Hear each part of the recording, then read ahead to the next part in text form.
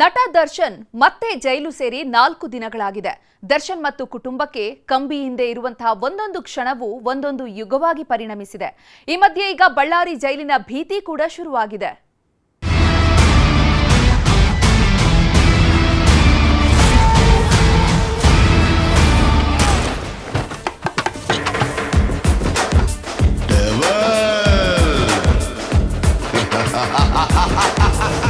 Time ಅನ್ನೋದು ಹೇಗೆಲ್ಲ ಬದಲಾಗುತ್ತೆ ನೋಡಿ. ನಾನೇ ಡೆವಿಲ್ ಅಂತಿದ್ದವರು ಈಗ ಹೇಗಾಗೋಗಿದ್ದಾರೆ ನೋಡಿ. ಗಜಗಾತ್ರದ ಚಾಲೆಂಜಿಂಗ್ ಸ್ಟಾರಿಯಲ್ಲಿ ಸಪ್ಪೆ ಮುಖ ಮಾಡಿಕೊಂಡು ಪೊಲೀಸ್ ಮುಂದೆ ನಿಂತಿರೋ ಈ ಫೋಟೋಯಲ್ಲಿ ಮುಖದಲ್ಲಿ ಸಣ್ಣದೊಂದು ಮಂದಹಾಸವೂ ಇಲ್ಲ. ಸದಾ ಗತ್ತು ಗೈರತ್ತಿನಲ್ಲಿರ್ತಿದ್ದ ದರ್ಶನ್ ಅಕ್ಷರಶಃ ಕುಸಿದು ಹೋಗಿದ್ದಾರೆ. ಸ್ಟಾರ್ಡಮ್ ಅನ್ನೋದೆಲ್ಲ ಮಣ್ಣು ಪಾಲಾಗಿದ್ದು ಸಾಮಾನ್ಯ ಖೈದಿಯಂತೆ ಸೆರೆವಾಸ ಶುರು ಮಾಡಿದ್ದಾರೆ. ಇದರ ಮಧ್ಯೆ ಈಗ ಮತ್ತೊಂದು ಅಗ್ನಿ ಪರೀಕ್ಷೆ ಶುರುವಾಗಿದೆ. ದರ್ಶನ ಪಾಲಿಗೆ ನರಕ ತೋರಿಸಿದ್ದ ಬಳ್ಳಾರಿ ಜೈಲಿನ ಭೂತ ಮತ್ತೆ ಕಾಡುವುದಕ್ಕೆ ಶುರುವಾಗಿದೆ.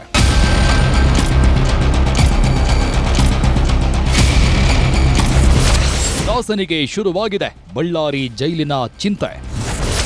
ದರ್ಶನ್ ಮೇಲೆ ಹದ್ದಿನ ಕಣ್ಣಿಟ್ಟಿದೆ ಖಾಕಿ ಪಡೆ.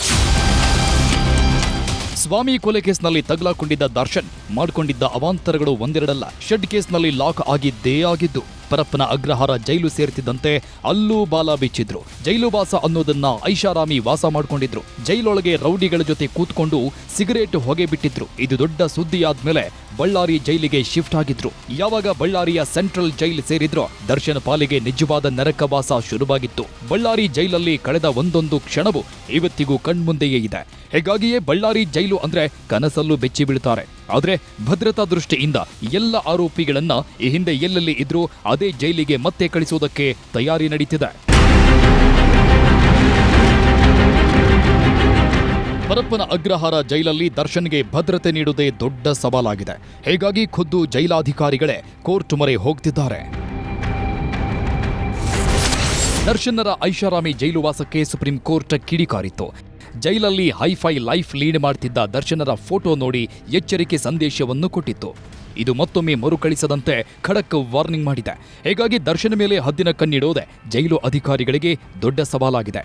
ದರ್ಶನ್ ಪರಪ್ಪನ ಅಗ್ರಹಾರ ಜೈಲಲ್ಲಿ ಇರೋವರೆಗೂ ಜೈಲಧಿಕಾರಿಗಳಿಗೆ ಟೆನ್ಷನ್ ತಪ್ಪಿದ್ದಲ್ಲ. ಇದೇ ಕಾರಣಕ್ಕೆ ಬಳ್ಳಾರಿಗೆ ಶಿಫ್ಟ್ ಮಾಡಲು ತಯಾರಿ ನಡೆಸಿದ್ದು.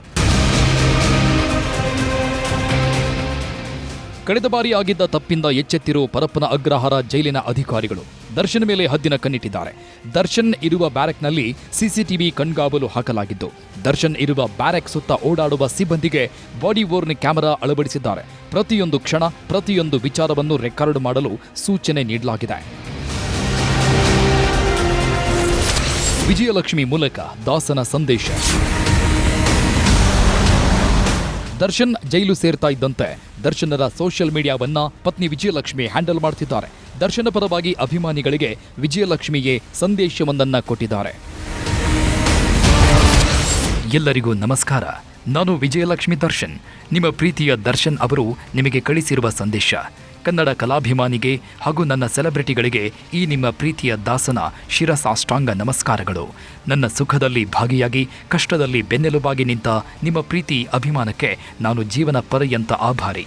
ನಾನು ಎಲ್ಲೇ ಇದ್ದರೂ ಹೇಗೆ ಇದ್ದರೂ ನಿಮ್ಮಗಳ ಶ್ರೇಯೋಭಿಲಾಷೆಯನ್ನೇ ಬಯಸುತ್ತೇನೆ.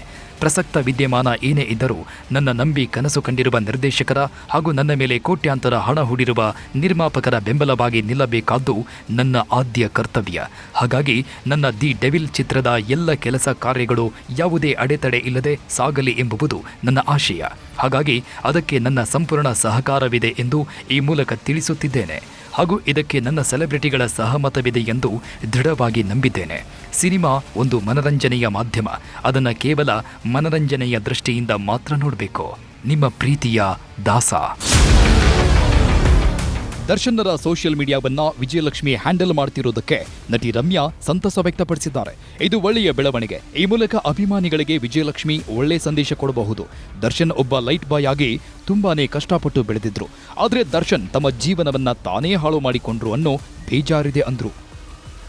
ಅವರು ಒಂದು ಲೈಟ್ ಬಾಯ್ ಆಗಿ ಬಂದಿದ್ರು ಇಂಡಸ್ಟ್ರಿಗೆ. ತುಂಬಾ ಚೆನ್ನಾಗಿ ಅವ್ರು ಬೆಳೆದ್ರು ನಮ್ಮ ಇಂಡಸ್ಟ್ರಿನಲ್ಲಿ, ಒಳ್ಳೊಳ್ಳೆ ಹಿಟ್ಸ್ ಕೊಟ್ಟಿದ್ದಾರೆ ಅಂಡ್ ಒಳ್ಳೆ ಹೆಸರು ಕೂಡ ಮಾಡ್ಕೊಂಡಿದ್ರು. ಸೊ ಆ ಒಂದು ಅವರು ಗ್ರೋತ್ ನೋಡಿ ನನಗೆ ಹೆಮ್ಮೆ ಆಗ್ತಾ ಇತ್ತು. ಯಾಕಂದ್ರೆ ಏನು ಇಲ್ದೇವ್ರು ಬಂದು ಇಂಡಸ್ಟ್ರಿನಲ್ಲಿ ಒಂದು ಒಳ್ಳೆ ಹೆಸರು ಮಾಡಿ ಒಂದು ಮಟ್ಟಕ್ಕೆ ಬೆಳೆದಿದ್ದಾರೆ ಅಂದ್ರೆ ಒಂದು ಖುಷಿ ಆಗುತ್ತೆ. ಬಟ್ ಇವತ್ತು ನನಗೆ ಈಗ ಆಗದೆ ಹೋಗಿದ್ರೆ ಇನ್ನೂ ಎಷ್ಟು ಚೆನ್ನಾಗಿರ್ಬೋದಾಗಿತ್ತು. ಆದರೆ ಅವ್ರ ಜೀವನ ಹಾಳು ಮಾಡ್ಕೊಂಡ್ರು ಅಂತ ಅಲ್ಲಿಗೆ ನನಗೆ ಬೇಜಾರಾಯ್ತು ಅಷ್ಟೇ. ಒಟ್ನಲ್ಲಿ ಜೈಲು ಸೇರಿರೋ ದರ್ಶನ್ಗೆ ಒಂದೊಂದು ಕ್ಷಣವೂ ನರಕವಾಗಿದ್ದು, ಬಳ್ಳಾರಿ ಜೈಲಿಗೆ ಹೋಗ್ತಾರಾ ಇಲ್ವಾ ಅನ್ನೋದು ಸದ್ಯದಲ್ಲೇ ಗೊತ್ತಾಗಲಿದೆ. Bureau report, news 18 Bengaluru.